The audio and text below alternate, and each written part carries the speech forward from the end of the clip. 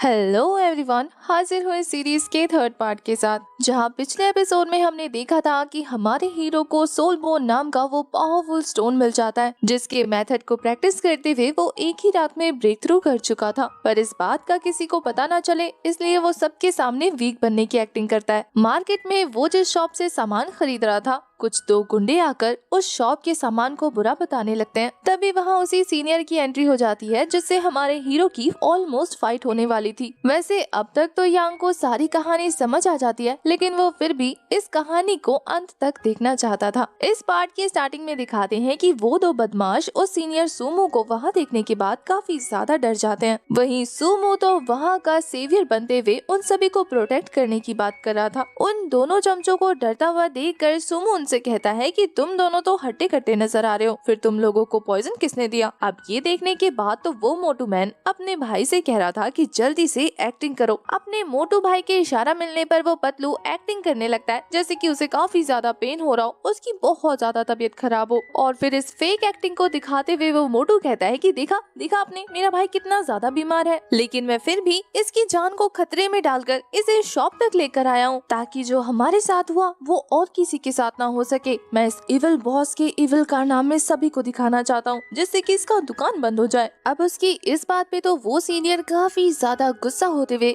उसे एक palm attack throw कर चुका था। इस अटैक की वजह से वो पतलू इंसान तो काफी ज्यादा पीछे हट गया था, लेकिन फिर भी वो खुद को संभाल लेता है अपने मार्शल आर्ट मूव का यूज करते हुए। उसका ये रिएक्शन देखकर तो वो सीनियर कहता है कि कमाल की बात है, इतना ज्यादा तबीयत खराब होने के बावजूद भी तुमने मेरे इस पावरफुल अटैक को ब्लॉक कर लिया। इसका मतलब ये है कि तुम्हारे मार्शल आर्ट काफी ज्यादा अच्छी है, तुमने तो मुझे बहुत ज्यादा इम्प्रेस कर दिया। सीनियर सूमो के इस बिहेवियर से वो दोनों, जो कि पहले से ही डर रहे थे, अब वो और भी ज्यादा डरने लगते हैं। वहीं सीनियर उनके इसी डर का फायदा उठाते हुए एक और जबरदस्त अटैक कर देता है, जिससे इस अटैक से हिट होकर वो दोनों ही दीवार से टकरा जाते हैं। सूमो को तो ऐसा लग रहा था जैसे कि ये करके वो सभी की नजरों में हीरो बन जाएगा, और ये चीज हमारा हीरो यांग नोटिस कर लेता है। वो तो कह रहा था कि क्या घिसा पिटा ड्रामा है कि हीरो बुरे लोगों को पीट कर सभी के नजरों में हीरोइन को बचा रहा है। वो अपने मन में सोच रहा था कि कमाल की एक्टिंग की है, इसके लिए तो इसे ट्रॉफी देना बनता है। बेचारे शॉपकीपर वाले अंकल तो यही सोच रहे थे कि मैंने इस सीनियर का कौन सा भला कर दिया जो ये मेरी हेल्प कर रहा है। पर शायद उसकी बेटी समझ गई थी, इसलिए वो अपने मॉम से कहती है कि मॉम यहाँ से चलते हैं। पर उसकी मॉम तो उसे शांत करा देती है, क्योंकि अभी मामला काफी ज्यादा गर्म हो चुका था। अब इधर ये दोनों चमचे काफी ज्यादा गुस्सा होने की एक्टिंग करते हुए कह रहे थे कि लड़के, आखिर तुम होते कौन हो हमारे मामले में पड़ने वाले, तुम्हारी हिम्मत कैसे हुई हम पर अटैक करने की। ये सीनियर खुद को इंट्रोड्यूस कराते हुए कह रहा था कि मैं लिंगजियाओ पवेलियन का एक सीनियर हूँ, मेरा नाम सुमू है, और तुम्हें पता है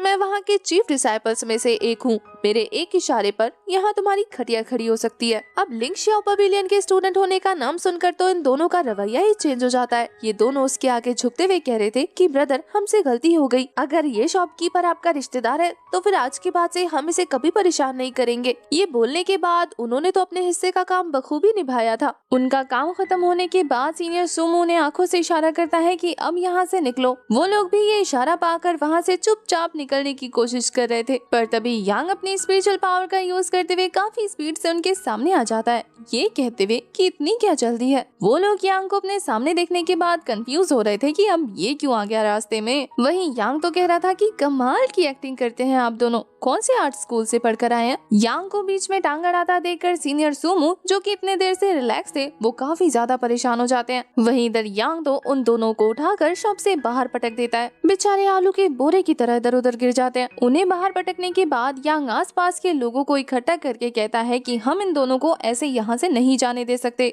हमें इन जैसे लोगों को सबक सिखाना ही होगा। आखिर इन लोगों की हिम्मत कैसे हुई एक शॉप में आकर उस शॉप की बेइज्जती करने की। अगर ये आज मिस्टर लियू के साथ कर सकता है तो कल जियांग ग्रोसरी स्टोर के साथ भी कर सकता है। ये कपड़ों की शॉप पे भी उंगली उठा सकता है। अगर इसकी हिम्मत आज बढ़ गई तो ये कल को आप सभी पर उंगली उठाएगा। यांग की बात सुनने के बाद उन सभी शॉपकीपर्स की आंखें खुल जाती हैं। वो यही सोच रहे थे कि ये तो सच है कि अगर आज ये झूठ बोल रहा है और मिस्टर लाओ को फंसाने की कोशिश कर रहा है, तो ये तो कल को हमें भी फंसाएगा, और हम मिस्टर लाओ जितने लकी थोड़ी ना है कि हमें कोई बचाने के लिए सीनियर आ जाएगा। इसलिए यांग नाम का ये लड़का बिल्कुल ठीक है, हम इन दोनों को ऐसे बचकर यहाँ से जाने नहीं दे सकते। ये बोलने के बाद भीड़ उमड़ जाती है। वो काफी ज्यादा गुस्से में लग रहे थे। सारी की सारी भीड़ उन दोनों के खिलाफ जोर जोर से नारे लगा रही थी। यहाँ बेचारे सीनियर सूमो का तो गला सूखने लगता है। उसकी चाल अब उसी पर जोल्टी पड़ रही थी। उसे समझ नहीं आता कि अब इन दोनों को कैसे बचाऊं? कहीं पिटने के डर से ये लोग मुंह खोलकर उसका नाम ना ले लें। यहाँ पर भीड़ तो उन दोनों लोगों को कुछ भी कहने का मौका ही नहीं देती, बल्कि उनके चेहरे पर बोरा रखते हुए उनकी काफी अच्छे से खातिरदारी करते हैं। वो लोग उसे इतनी बुरी तरीके से पीट रहे थे कि बेचारे सीनियर सुमो को तो पता ही नहीं लगता कैसे बचाऊं इन्हें। वहीं यांग को उसकी बेचैनी साफ साफ नजर आ रही थी। भीड़ ने मार मार के उन दोनों की इतनी बुरी हालत कर दी थी कि बेचारे हिलडुल भी नहीं पा रहे थे। ये देखकर तो सीनियर को डर लगने लगता है कि कहीं ऊपर तो नहीं पहुंच गए, पर शुक्र है उनमें से एक जिंदा था जो सुमो को पकड़ रहा था। इससे पहले कि वो सीनियर सुमो की पोल पट्टी खोलते, वो खुद ही पीट कर उन दोनों को लाल पीला कर देता है। अब उसका ये रवैया देखने के बाद यांग को एक मस्ती सूझती है। वो उसके पास जाकर कह रहा था कि ब्रदर, मुझे लगता है कि इन लोगों को और ज्यादा सबक सिखाना पड़ेगा। पता नहीं इन लोगों ने इस टेक्निक का यूज करते हुए कितने लोगों को बर्बाद किया होगा, इसलिए ऐसे चोरों को तो यही सजा मिलनी चाहिए। एक एक करके इन्हें जान से मार देते हैं। भीड़ भी ये सुनकर कन्विंस होने ही वाली थी कि तभी सुमो यांग को समझाता है कि इन लोगों ने इतनी भी बड़ी गलती नहीं की कि हम किसी को जान से मार दें। पर यांग कहता है कि आपको क्या लगता है कि अगर ये चोर कामयाब हो जाते तो फिर मिस्टर लियू बैंकरप्ट हो जाते, उनकी पूरी फैमिली सड़क पर आ जाती और कर्जों की वजह से उन्हें जान देना पड़ता। तो अगर ये ऐसी हंसती खेलती फैमिली को डिस्ट्रॉय कर सकते हैं तो इन जैसे लोगों का जिंदा रहना बिल्कुल भी गवारा नहीं। इसलिए मुझे लगता है कि इन्हें जान से मारना ही सही होगा। बेचारे सीनियर सुमो काफी ज्यादा कोशिश करते हैं कि यांग का मन बदल दे, पर उनकी इस कोशिशों से यांग को मौका मिल जाता है उस पर उंगली उठाने का। वो तो कहता है कि सीनियर, आखिर आप इन दोनों की इतनी तरफदारी क्यों कर रहे हैं? कहीं ऐसा तो नहीं कि आप इन दोनों को पहले से जानते हैं? वैसे भी मैंने परसों आपके पास जो बैग देखा था वो इन चोरों के पास भी है। कहीं आपने ही तो इस शॉप को बदनाम करने के लिए इन दोनों को पैसे तो नहीं दिए? ये सुनकर तो बेचारे सीनियर सुमो की हालत खराब हो जाती है। वो तो कह रहा था कि नहीं नहीं, शायद मेरा जब इन लोगों पर ध्यान नहीं होगा तब इन्होंने मेरे पास से चोरी कर लिया होगा। वैसे भी तो मैं इन्हें पीट रहा था ना, क्या पता मुझसे बदला लेना चाहते हो। ये सुनकर तो यांग समझ जाता है कि ये इतनी जल्दी से तो एक्सेप्ट नहीं करेगा कि यही गलत है, इसलिए इसको सबक तो सिखाना पड़ेगा। इसलिए वो भीड़ के सामने कहता है कि देखो भाई लोग, अब तो ये बदनामी करने के साथ साथ चोरी भी करने लगे हैं। वो कहता है कि सीनियर सुमो, मैं तो कहता हूँ कि इसने आपका पर्स मारा है ना, तो आप ही इसे जान से मार दो। क्या पता कल को ये और भी बड़ा कोई क्राइम करे। अब सिचुएशन को इतना खराब होता देखकर तो उसकी हालत खराब हो जाती है। उसे समझ नहीं आता कि वो क्या रिएक्ट करे। अगर वो इन चोरों को बचाएगा तो फिर उसकी गलती सामने आ जाएगी, और अगर वो इन चोरों का साथ नहीं देगा तो फिर उसकी पोल पट्टी खुलने का डर है। इसलिए ना चाहते हुए भी उसे यांग के कहने पर इन दोनों चोरों को मारने के लिए आगे बढ़ना पड़ता है। यांग ने जानबूझ के ऐसी सिचुएशन क्रिएट कर दी थी कि दोनों तरफ से यही फंसने वाला था। अपनी तरफ से तो ये बहुत ज्यादा स्मार्ट चाल चल रहा था, लेकिन यांग ने इसी की चाल इस पर उल्टी फेर दी। वो तो सीनियर सुमो के कंधे पे हाथ रखते हुए कह रहा था कि ब्रो,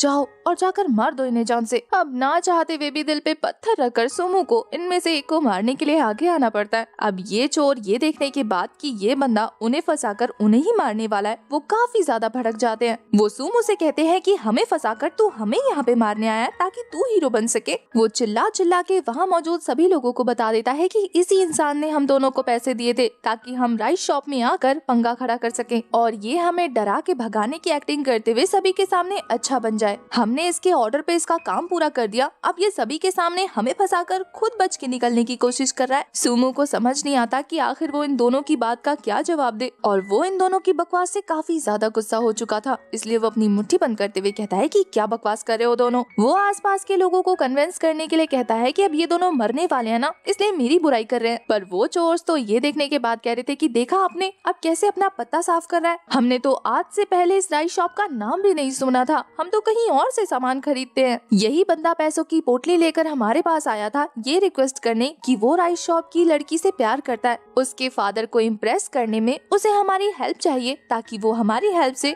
उसके फादर की नजरों में हीरो बन जाए। हम दोनों ने बिल्कुल ऐसा ही किया। इसके कहने पर यहाँ आए और इतना बड़ा सीन क्रिएट किया। अपने बारे में ऐसी बातें सुनने के बाद तो शॉप की ओनर की बेटी काफी अपसेट हो चुकी थी कि मेरी वजह से मेरे फादर का इतना बड़ा नुकसान होने वाला था। भीड़ पूरी तरह से सुमो के खिलाफ हो जाती है क्योंकि उनके हिसाब से भी ये हरकत बहुत ज्यादा गलत थी। सुमो जब पलट के देखता है तो वो राइस शॉप की ओनर की बेटी उससे नजरें चुरा रही थी क्योंकि उसकी इस हरकत की वजह से अब वो उसे देखना भी नहीं चाहती। सुमो के साथ जो कुछ भी हुआ हुआ था वो सबका ब्लेम यांग का ही पर डाल देता है। वो कहता है कि तुम्हें तो मैं देख लूंगा, तुमने सारा काम खराब किया है, तुम्हारे साथ तो मेरा पिछला हिसाब अभी भी बाकी है, मैं तुमसे गिन गिन के बदले लेने वाला हूँ। उसके वहाँ से जाने के बाद भीड़ कहती है कि कितना बेशरम लड़का है, माफी भी नहीं मांगी और उल्टा यही हम पर गुस्सा दिखाकर जा रहा है। अब तक यांग उन सभी भीड़ और दुकानदारों की नजरों में बहुत ज्यादा इज्जत कमा चुका था। वो लोग उसे बहुत ज्यादा रिस्पेक्ट देते हैं। इसी मौके का फायदा उठाते हुए वो दोनों चोर पीछे से पतली गली से निकल गए थे। अपनी हेल्प करने और उसकी शॉप को बचाने के लिए वो शॉप ओनर यांग को काफी सारी चीजें ऑफर करता है एज अ थैंक यू। पर इतना सारा सामान देखने के बाद तो यांग उन्हें ये सारी चीजें देने से मना कर रहा था, क्योंकि उसके अकॉर्डिंग उसने ऐसा भी कुछ नहीं किया कि वो ये सारी चीजें डिजर्व करे। इसके अलावा वो माउंटेन में रहता है तो ये सारी चीजें तो वो खुद ही उगा लेता है। शॉपकीपर की बेटी को देखकर ऐसा लग रहा था जैसे कि वो यांग को पसंद करती हो, इसलिए वो उसे दिल से थैंक यू बोलती है। यांग बेचारा जो इन सारी चीजों से बेखबर था, वो शर्माते हुए कहता है कि इतनी भी कोई बड़ी बात नहीं थी,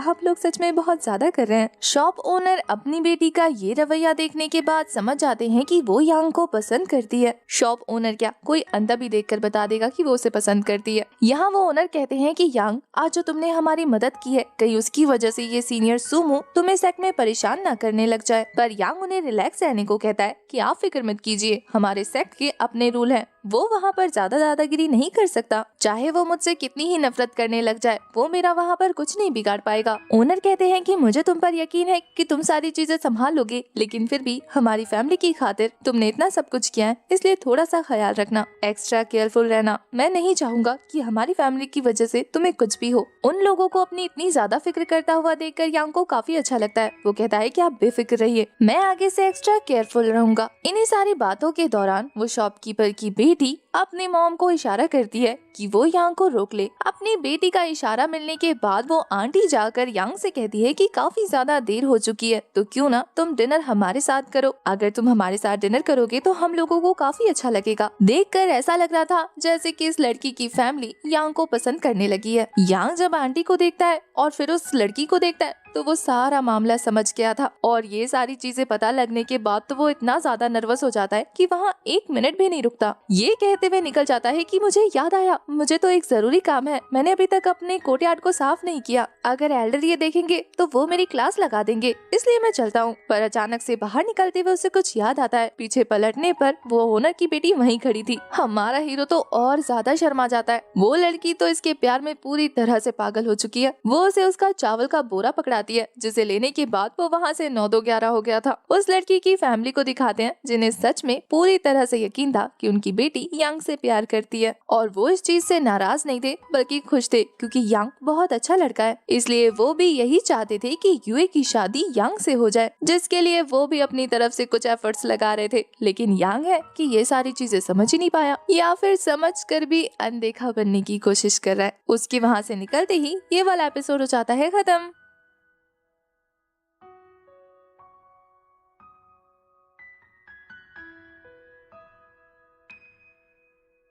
डिस्क्लेमर, ये वीडियो मेरी नहीं है, एंटरटेनमेंट के लिए बनाई जा रही है। जिस यूट्यूबर की उस यूट्यूबर का लिंक डिस्क्रिप्शन में मिल जाएगा।